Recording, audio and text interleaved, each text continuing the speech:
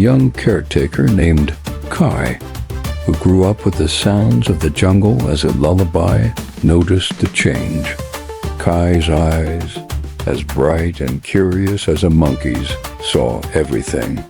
The patterns of the leaves, the direction of the wind, the worry in the animals' faces. The jungle felt quiet, too quiet. Kai knew its rules by heart and sensed one was being broken. Every day was a lesson, and today the lesson was fear. One morning, while tracing the path of a tiny deer, Kai found it, a thin, dark wire hidden in the leaves.